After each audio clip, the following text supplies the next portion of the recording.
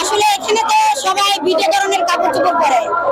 আমরা যখন শ্রমিক, আমরা যখন পাট নিয়ে কাজ করতেছি, আমরা চাচ্ছি যে কৃষকরা ন্যায্য দাম পাক, ন্যায্য দাবি পাক, এবং আগে যেরকম সোনালী আঁশ ঘরে ঘরে ছিল, আবার নতুন করে আমরা চাই যে সোনালী আঁশ ঘরে ঘরে আসুক, পাটের পণ্য ব্যবহার করে, পলিথিন বর্জন করে দেশকে সুন্দর রাখুক।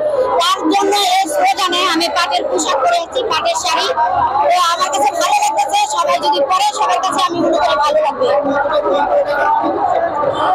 আসলে এটা আপনি বলতে পারেন যে পাটের পোশাক পরে গরম লাগে কিনা, নাকি? আপনি যদি প্যান্ট শার্ট পরে যদি গরম লাগতে পারে, তাহলে পাটের পোশাক পরলে কিছু তো গরম অবশ্যই লাগবে, কিন্তু ভালোই লাগে।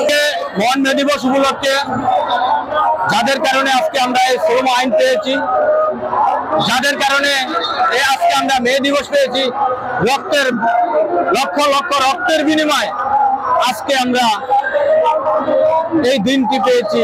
আসলে এই দিনটি পাওয়ার জন্য অনেক কিছু ত্যাগ স্বীকার করেছে, কিন্তু আমাদের সেই ন্যায্য অধিকার এর জন্য যে আন্দোলন সংগ্রাম হয়ে কিন্তু যাদের জীবন দিয়ে দিয়েছে তাদের প্রতি শ্রদ্ধা নিবেদন করে আমি দেশবাসীকে এটাই বুঝাতে চাচ্ছি, বিজিএম বিকেএম তারা যে ট্রেড ইউনিয়নের নামে জালিয়াতি ব্যবসা শুরু করছে, এটা আমি নিন্দা প্রতিবাদ জানাই। ট্রেড ইউনিয়ন দিতে হবে শ্রমিকদের অধীনে, ট্রেড ইউনিয়ন দিতে হবে শ্রমিকদের অধীনে। কোন মালিক পক্ষ ট্রেড ইউনিয়ন মানবো না, মানি না। আমি পরিষ্কার বলে দিতে চাই বিজিএম বিকেএম কে, আপনাদের কারণে শ্রমিকদের উন্নয়নের টাকা আজকে আন্তর্জাতিক বিমানবন্দর গেলে আজকে আপনারা বিএপি পান।